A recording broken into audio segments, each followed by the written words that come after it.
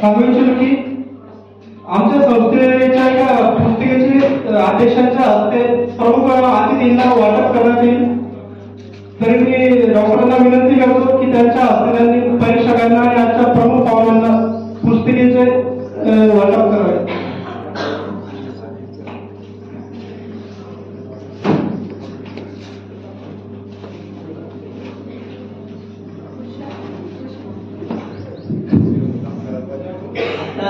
असं मला मगाशी वाटतंय की पुस्तकाचं वाटप वगैरे करत नाही आम्ही. तर आपल्या आजच्या काळामध्ये नाही म्हटलं तरी पुस्तकाचं महत्त्व जे हरवत चाललंय ते आपण परत एकदा चांगल्या म्हणजे त्याला काहीतरी चांगले दिवस आणणं भाग आहे आपल्याला. कारण आता आपली मराठी भाषा अभिजात झालेली आहे, त्यामुळे त्याचा काही विचार व्हायला हवा. आणि आम्ही आमच्या रंगमंचतर्फे नाटक उमल आणि उमल नावाचं एक पुस्तक काढलेलं आहे आणि ते अनेक ठिकाणी म्हणजे नाट्यशास्त्राच्या याच्यामध्ये सुद्धा वापरलं जातं. ते पुस्तक मी या दोघांनाही भेट देतो. पहिल्यांदा पाठक सर आजच्या कार्यक्रमाचे उद्घाटन.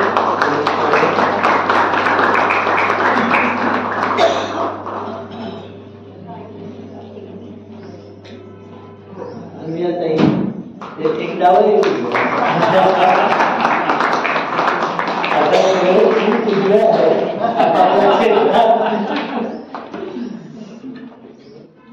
सुबोधजी सराफ,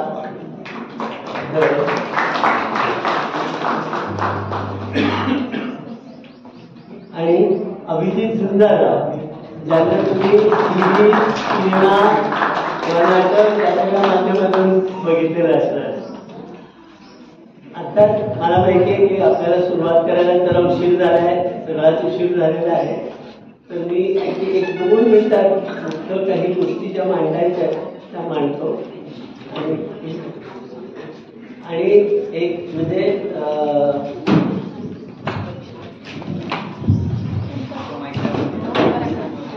आपल्या सगळ्या या सगळ्या उपक्रमाला पाठक सरांचे आशीर्वाद घे हा एक त्यातला महत्वाचा भाग आहे.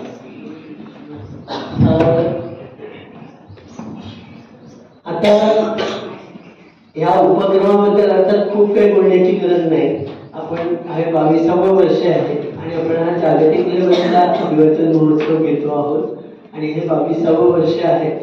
महाराष्ट्रभरातल्या 15 सेंटरमध्ये या ठिकाणी वेगवेगळ्या स्पर्धा झाल्या. त्याच्यात एकूण 138 संघांनी भाग घेतला आणि त्याच्यातल्या 2 त्याच्या बेंगळुरून आले आणि एक जे आहे ते USA मध्ये आले. असे एकूण 141 स्पर्धकांनी या स्पर्धेमध्ये भाग घेतलेला. आणि त्याच्यातल्या अंतिम फेरीत आलेल्या ह्या 24 संघ जे आहेत त्यांचा आपण अंतिम फेरी घेत आहोत. अर्थातच सगळ्या या स्पर्धक संघांमधल्या लोकांना काही सांगायची गरज नाही. ते स्वतः इतके उत्सुक असतात आणि इतरही आजूबाजूचे लोक इतके उत्सुक असतात की चाळीसगावला यायचं. म्हणजे आम्ही जेव्हा म्हणतो रंगगंध म्हणजे नुसती नाट्यचळवळ नव्हे तर एक सांस्कृतिक यात्रा, तर तसंच त्यांना वाटत असतं की यात्रा तिकडे येऊन गेलं की एकदम पुण्य मिळालं. या अर्थात सांस्कृतिक चळवळीचं किंवा याचं महत्व असतं की अभिवाचन हा वेगळा कला प्रकार वेगवेगळ्या ठिकाणी पोहोचवावा, अख्ख्या जगभर पोहोचावा. आणि त्याचं महत्व हे आहे की अभिवाचन हे नाही म्हटलं तरी मोठं नाटक आणि रेडिओवरची श्रुती चालनामधला प्रकार आहे. आणि नाटकासाठी सुद्धा आता अभिवाचन महत्वाचं आहे. मग औरंगाबादच्या लोकांशी बोलताना कळलं की नाही शाळेमध्ये शिकवताना सुद्धा त्यांना अभिवाचनाचा उपयोग होतो. आणि विद्यार्थ्यांना अधिक समजण्यासाठी जेव्हा तुम्ही अर्थपूर्ण शब्दोच्चार करून एखादी गोष्ट वाचता तेव्हा ती अधिक जास्त तऱ्हेनं समजते. तर या तऱ्हेनं अभिवाचनाचं खूप मोठं महत्व आहे. आणि आम्ही त्या पद्धतीने तुमच्या सगळ्यांच्या सहकार्यानं म्हणजे महाराष्ट्रातल्या परराज्यातल्या परदेशातल्या सगळ्या संस्थांच्या मदतीने ते सगळीकडे पोचवायचा प्रयत्न करतो आहोत. सध्या एकदा वाचनालय जे आहे त्याला 118 वर्षाची परंपरा आहे. 119 वर्ष झाली यावर्षी. तर त्या वाचनालयाच्या माध्यमातून आम्ही शालेय मुलांसाठी सुद्धा आणि महाविद्यालयीन मुलांसाठी सुद्धा याच्या अभिवाचनाच्या स्पर्धा घेतल्या. आणि या 26 जानेवारीला 119वे वर्ष म्हणून 119 बाल सभासद आमच्या वाचनालयाचे झाले. तर अशा तऱ्हेने वाचन संस्कृती ही अधिक वाढीला लागावी यासाठी आमचं रंगबंध असेल, आमचं शेत नारायण टोकट वाचनालय असेल, या सगळ्यांचं खूप मोठं म्हणजे जागाचं आम्ही धडपड करतो आणि त्याच्यामध्ये तुमच्या सगळ्यांचा सहभाग मिळतात. त्याच्यामध्ये आता तात्यासाहेब सामंत विद्यालय असेल किंवा आपलं पूर्णपात्र विद्यालय असेल, त्याचे विद्यार्थी आहेत, पोतारा हायस्कूलचे विद्यार्थी येऊन घातलेले आहेत. तर हे जे समीक्षक गट येतात ते सुद्धा ह्या अभिवाचनाचा आनंद घेऊन खूप गोष्टी नवीन शिकतात आणि त्यांच्यातलं कुणी किंवा इतर प्रेक्षकातलं कुणीही जर परीक्षकांच्या मिळता निकाल दिला तर त्याला आपण 500 रुपयाचं पारितोषिक. आणि हे जे समीक्षक गट आहेत त्यांनी 10 ते 15 ओळीमध्ये त्यांना सगळ्यात जास्त आवडलेले जे अभिवाचन आहे त्यावरती त्यांनी लिहून द्यायचं आहे. आणि ज्या गटाचं हे लिखाण बेस्ट असेल किंवा ज्या गटांची प्रश्नोत्तर अधिक चांगली होती त्यांना आपण एक फिरता चषक देतो. गेल्या वर्षी तो इथल्या राष्ट्रीय महाविद्यालयाला तो चषक गेलेला होता. यावर्षी आता कुणाला जातो बघूया, कोण कोण कसं प्रतिसाद देतं त्यावर अवलंबून आहे. आणि अर्थात इथं असलेले जे मान्यवर आहेत त्यांची मी थोडक्यात ओळख करून देतो. आमचे पाठक सर अर्थातच मी 2 गोष्टी, इथलं जे वाचनालय आहे त्याचे ते माझे अध्यक्ष आहेत आणि इथलं जे गुरुकुल ट्रस्ट आहे त्याचे ते चेअरमन आहेत. गुरुकुल ही वेगळ्या पद्धतीनं चालवलेली शाळा आहे. सर तशा अर्थानं भूगोलाचे प्राध्यापक होते इथल्या कॉलेजमध्ये, मोठ्या कॉलेजमध्ये. पण ही शाळा सुरू करताना एक ज्ञानप्रबोधिनी पुणे याचा प्रभाव त्या सगळ्या याच्यावर होता आणि त्या पद्धतीनं आता जे काही शिक्षण शास्त्रात देऊ घेतलं ते त्यांनी गेल्या 25-30 वर्षापासून या शाळेमध्ये फॉलो केलेलं आहे, सुरू केलेलं आहे. आणि त्या शाळेमध्ये सुद्धा सर्वांगीण विकास असा विचार करून ते केलेलं.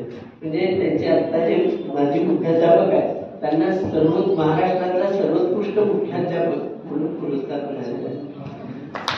तर या पद्धतीनं एक वेगळ्या पद्धतीनं ज्याला काय म्हणायचं जगणं आणि ते जगणं इतरांपर्यंत पोहोचवणं, मुलांपर्यंत पोहोचवणं असं फार मोठं काम पाठक सर करतायत.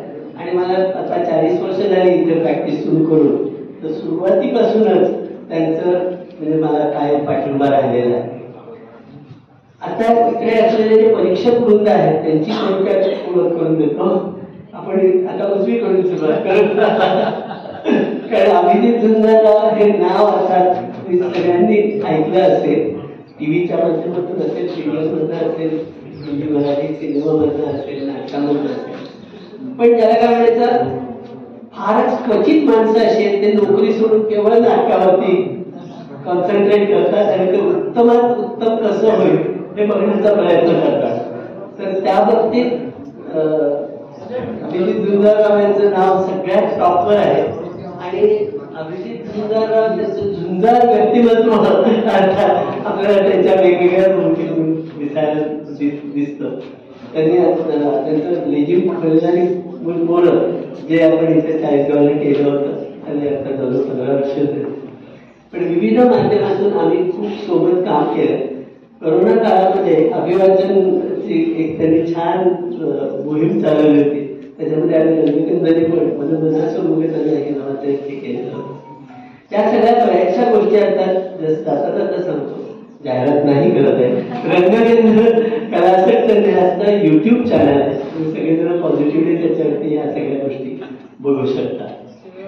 दुसऱ्या अर्थात अनुया बाम या आहेत, त्या रत्नागिरीहून आलेल्या आहेत आणि त्यांच्या बाबतीत अर्थात आकाशवाणी आर्टिस्ट आहेत, त्यामुळे आवाज वाचिक अभिनय या सगळ्या बाबतीत त्यांचं फार त्याला काय म्हणायचं महत्वाचं योगदान आहे. आणि विविध नाटकातनं पण भूमिका केलेल्या आहेत. अर्थात आता ह्या 2 दिवसामध्ये या 2-3 पण ऐकणारच आहोत. सुबोध सर हे सुद्धा पत्रकार आणि नाट्यकर्मी म्हणून प्रसिद्ध आहेत. आपल्याला अनेक ठिकाणी जागतिक आपल्या नॅशनल लेवलला हैदराबादच्या स्पर्धेमध्ये दरवेळेला ते आणि त्यांच्या मिसेस शमा सुरू नाटक एकांकिका घेऊन जायचे आणि तिकडनं बक्षिसं घेऊन यायचे. तर आयमानमध्ये त्या प्राध्यापिका आहेत आणि त्यांच्या ग्रुपमधनं सुद्धा खूप नाटकं एकांकिकाचं काम सादरीकरण होत असतं. त्यामुळे हे तीनही परीक्षक त्यांची थोडक्यात ओळख एवढ्यासाठी करून दिली की तुम्हाला टेन्शन यावं म्हणून नव्हे, पण जे स्पर्धक सांगा त्यांनी अधिक ताकदीने सादर करावं, त्यांची एनर्जी वाढावी म्हणून हे सगळं सांगितलं. मला वाटतं इतकं वाटतंय भरपूर झालं आणि मला असं वाटतं की आशीर्वादाचे 2 शब्द फक्त पाठक सरांनी हे करावं. इतर या ठिकाणी आपण 2 दिवस ऐकणार आहोत.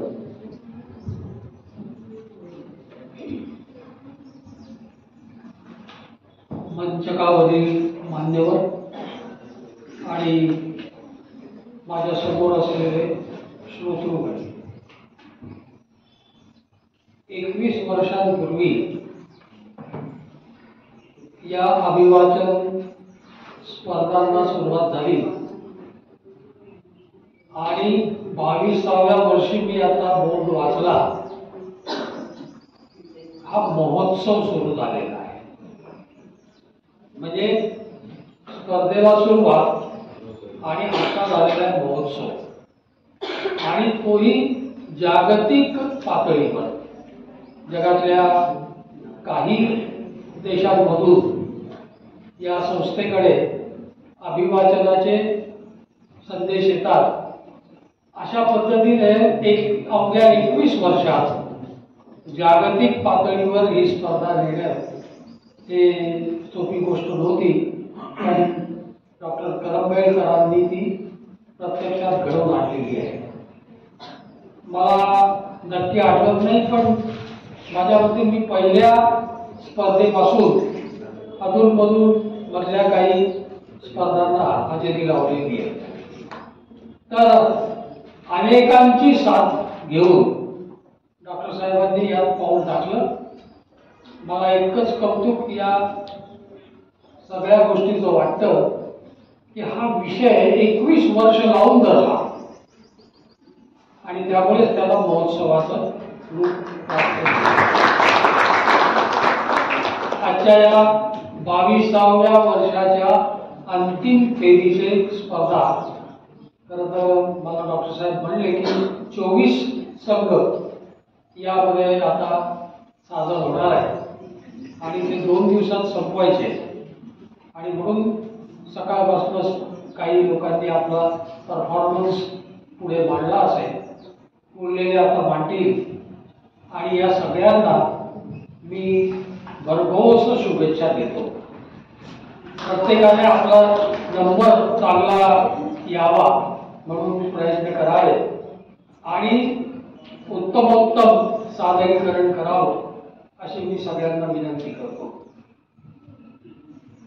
पूज्य पुरुषोत्तम नार्वेकर यांच्या नावाने ही स्पर्धा सुरू झाली आणि ती पुढची वाटचाल करतात. मी आता डॉक्टरांना म्हटलं की एक दोंडाईचे म्हणून गाव आहे, तिथे डॉक्टर होते, सर्जन टोळगावकर, न चुकता हजर असायचे. दरवर्षीच्या अभिवाचन स्पर्धांमध्ये डॉक्टर साहेब असायचे. म्हणजे समाजातल्या सर्व स्तरांमधली मंडळी हळूहळू या स्पर्धेकडे वळतात.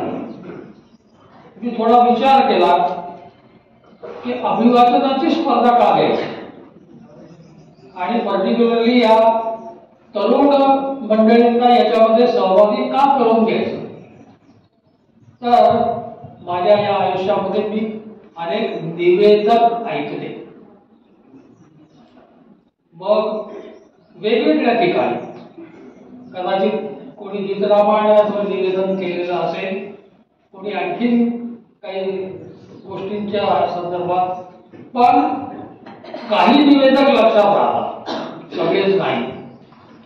कारण त्यांच्या निवेदनामध्ये अभिवाचनच असते.